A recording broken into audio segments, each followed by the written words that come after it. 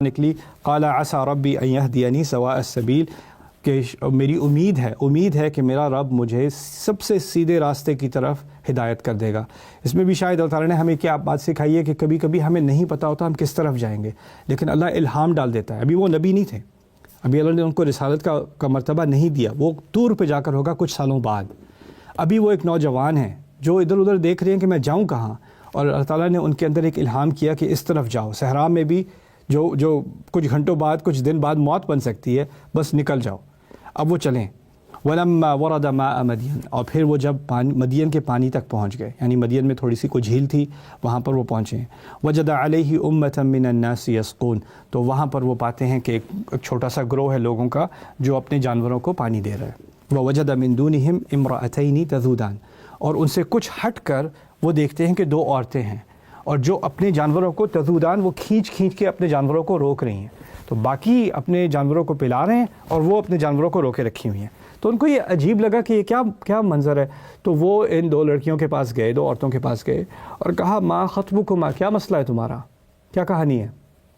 انہوں نے کچھ تفصیل مانگنا چاہیے کہ یہ کیوں ہو رہا ہے، تم کیا یہ عجیب حرکت کر رہی ہو؟ قالتا لا نسقی حتی یصدر الرعاء وابونا شیخ کبیر، تو ان دونوں نے کہا کہ ہم نہیں پلائیں گے پانی جب تک کہ یہ پورا یہ سارے جو لوگ ہیں یہ اپنے سارے جانوروں کو پلا نہ چکیں، اور ہمارے والد جو ہیں وہ بہت بڑی عمر کے ہیں، ابونا شیخ کبیر۔ یہ ایک عجیب سی ہدایت ہے اس آیت کے اندر، بہت خوبصورت سی ہدایت ہے اس آیت کے اندر۔ اللہ تعالیٰ نے ہمیں ایک ان یوزول فیملی سچویشن دکھائی ہے جس میں بچیاں ہیں، بچیاں جوان ہو گئی ہیں، باپ بوڑھا ہو چکا ہے، وہ اب اس قابل نہیں رہا، اس میں یہ صلاحیت، اس میں صحت، اس میں وہ توانائی نہیں ہے کہ وہ کہ روزی کما سکے، رزق کما سکے۔ تو بچیوں کو جا کر جانوروں کو کھانا دینا ہے، جانوروں کو پانی پلانا ہے، پھر سارے کھیت کا یا اور جو چیزیں ان کا گھر کا خیال رکھنا ہے۔ اور وہ ایسی سوسائٹی میں ہے جہاں پر جو مرد ہیں وہ عورتوں کی عزت نہیں کرتے۔ اگر وہ عورتوں کی عزت کرتے ہوتے تو وہ تھوڑا سا ایک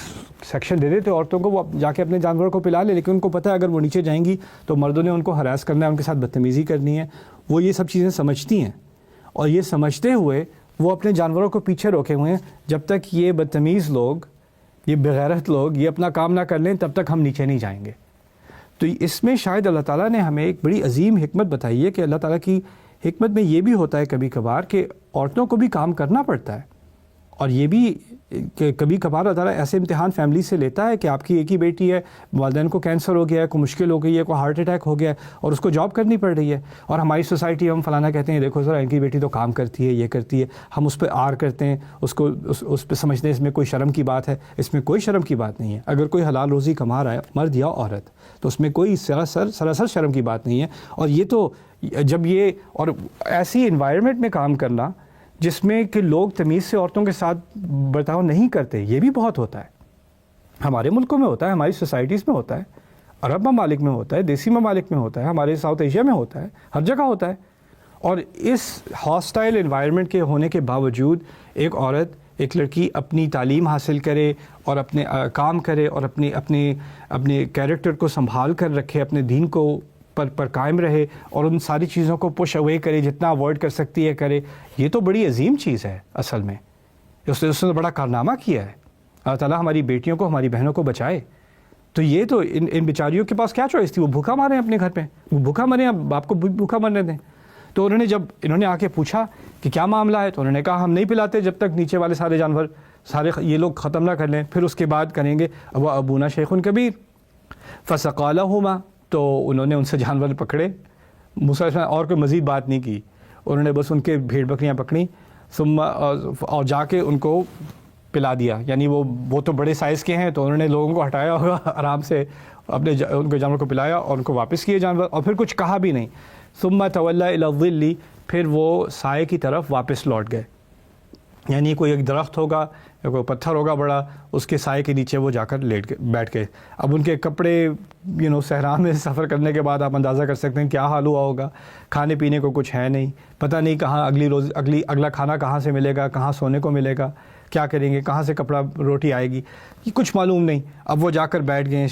سائے کے نیچے۔ کہتے ہیں فقال، پھر انہوں نے کہا ربی انی لما انزلت الی من خیر فقیر، میرے رب میں جو بھی آپ میری طرف نازل کریں گے، جو بھی نازل کریں گے آپ میری طرف، میں اس کے لیے فقیر ہوں۔ فقیر اصل میں عربی میں استعمال فقر ہوتا ہے کہ اگر کسی کی پیٹھ کے پیچھے اتنا بڑا بوجھ ہو کہ اس کی جو پیٹھ ہے وہ کرش ہو جائے، وہ ٹوٹ جائے، کمر اس کی ٹوٹ جائے، اس کو فقر کہتے ہیں۔ تو فقر ایسی سچویشن کو کہتے ہیں جس میں انسان کی پوری سپورٹ، اس کے اندر کوئی توانائی، کوئی قوت نہ رہے اس کے اندر، نہ وہ ٹوٹ چکا ہو، اس کو فقر کہا جاتا ہے اصل میں عربی میں۔ ٹھیک ہے، فقر کے معنی بہت ہی غریب ہونے کے اور بالکل کچھ نہ ہونے کے بھی ہیں، لیکن اس کی اصل جو تصویر کھینچی گئی ہے عربی زبان میں وہ یہ ہے۔ تو انہوں نے اللہ تعالیٰ سے یہ دعا کی ہے اور یہ اعتراف کیا ہے، ابھی کچھ مانگا بھی نہیں ہے، بس یہ کہا ہے کہ جو بھی آپ میری طرف بھیجیں گے، بس میری تو کمر ٹوٹی ہوئی ہے، آپ جو بھی بھیج دیں میں لینے کو تیار ہوں۔ عربی میں کہاوت ہے الماشی رضی بما رکب، کہ جو پیدل چل رہا ہوتا ہے نا اس کو کوئی بھی سواری اچھی لگے گی، سائیکل بھی اچھی لگ جائے گی، گدھے پہ بیٹھ جائے گا پھر بھی اچھی لگ جائے گی، اس کو نخرے نہیں کرے گا کہ میں مرسیڈیز سے کم میں تو میں بیٹھتا نہیں ہوں۔ تو انہوں نے کہا یا میرے رب آپ جو بھیج دیں میری طرف، میں نخرے کرنے والا نہیں ہوں، میں تو فقیر ہوں۔ سو ربی انی لما انزلت الی من خیر فقیر۔ اس سے ہمیں کیا پتہ چلا کہ میں آپ کو سینیریو دیتا ہوں کہ ہو سکتا ہے کہ آپ کی جاب چلی گئی، ٹھیک ہے، اب آپ مشکل میں ہیں اور اب آپ دوسری نوکری کہیں ڈھونڈ رہے ہیں، اور آپ کو جس فیلڈ میں آپ کو نوکری ملنی تھی یا جس لیول پہ آپ کو ملنی تھی وہ آپ کو مل نہیں رہی، اس سے کم مل رہی ہے، اور آپ بس ڈھونڈ رہے ہیں کہ میرے لیول کی ہی ملے، میرے لیول کی ہی ملے، اور آپ کو 3 سال ہو گئے، 4 سال ہو گئے۔ نہیں، اب آپ کو آنکھیں کھول کر دیکھنا چاہیے کہ ہو سکتا ہے کہ میں نخرے کرنے کے بجائے جو موقع اللہ مجھے دے رہا ہے، ہو سکتا ہے وہ کم موقع ہو، لیکن ہو سکتا ہے کہ اس موقع کے اندر میری گروتھ ہو جائے اور میں دوبارہ اس مقام پر یا اس سے ایکسیڈ بھی کر لوں۔ یعنی انسان کو ہمیشہ اپرچونٹی کے اوپر نظر رکھنی چاہیے اور نخرہ نہیں کرنا چاہیے کہ میری مرضی کی ہوگی تو میں کروں گا۔ ربی انی لما انزلت الی من خیر فقیر۔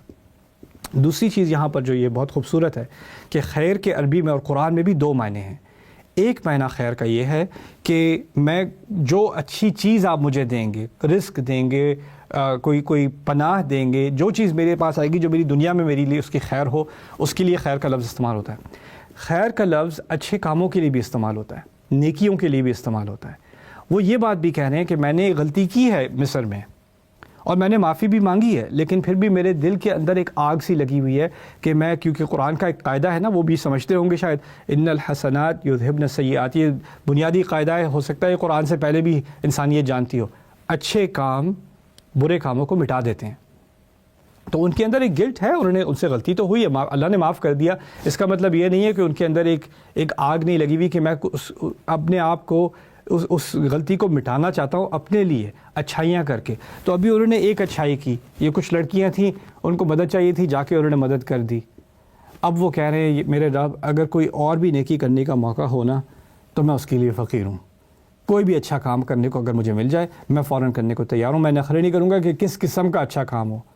یا میں نہیں سوچوں گا ایک زمانہ تھا کہ میں اتنی مدد کیا کرتا تھا، یہ کیا کرتا تھا، اب مجھے کیا، اب بس 2 لڑکیوں کو مجھے بس ان کے جانوروں کو پانی پلانے کا موقع ملا ہے، بس یہی کچھ خیر کرنے کو رہ گیا میرے لیے۔ یعنی کوئی ناک اونچی کر کے یہ نہیں کہ آپ پہلے کچھ قسم کے اچھے اعمال کیا کرتے تھے اور جو دوسرے اچھے اعمال ہیں وہ آپ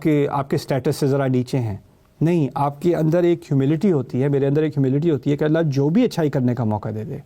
جو بھی کسی کی خدمت کرنے کا موقع دے دے، اس کے لیے میں فقیر ہوں۔ ربی انی لما انزلت الی من خیر فقیر۔ دیکھیے میں اگر میں کہیں لیکچر کر رہا ہوں اور میرے سامنے بہت سارے ڈگنیٹریز بیٹھے ہوئے ہیں، لوگ بیٹھے ہیں مجھ سے بات کرنا چاہ رہے ہیں، مجھے موقع ملا ہے لوگوں سے بات کرنے کا، تصویریں کھینچی جا رہی ہیں، سارا سیلیبریٹی سین ہے، رائٹ، اور پھر ایک کوئی ٹیکسی ڈرائیور ہے جس کے ساتھ میں ٹیکسی میں ہوں، وہ مجھ سے بات کرنا چاہ رہا ہے کسی گھر کے معاملے میں اپنے، اور میں سوچوں یار میں تو ابھی پرائس پریزیڈنٹ سے بات کر رہا تھا، میں فلانے سینیٹر سے بات کر رہا تھا، میں فلانے بلینئر سے بات کر رہا تھا، اب میں اس کے ساتھ بیٹھ کر اس کا گھر کا مسئلہ سنوں؟ نہیں، یہ کس قسم کا ایٹیٹیوڈ ہے؟ ربی انی لما انزلت الی من خیر فقیر۔ جس کی بھی مدد کرنے کو ملے، جو بھی ملے، وہ تو اللہ تعالیٰ کی طرف سے ایک تحفہ میری طرف آ رہا ہے، تو اس کو میں قبول کروں اور اللہ تعالیٰ کی طرف سے ایک اعزاز سمجھوں کہ اللہ تعالیٰ نے مجھے کسی کی مدد کرنے کا موقع دیا، اس نے یہ رزق میری طرف بھیجا ہے۔ لیکن پہلا معنی جو ہے نا وہ پھر بھی ویلڈ ہے، اور وہ بھی میرے نزدیک وہ غالب بھی ہے، لیکن 2 معنی نکلتے ہیں، اور یہ عربی زبان کی قواعد میں سے ہے المعانی الثوانی، یعنی ایک بات ہوتی ہے اور اس کے نیچے ایک دوسرا معنی بھی اس کی تہ میں ہوتا ہے۔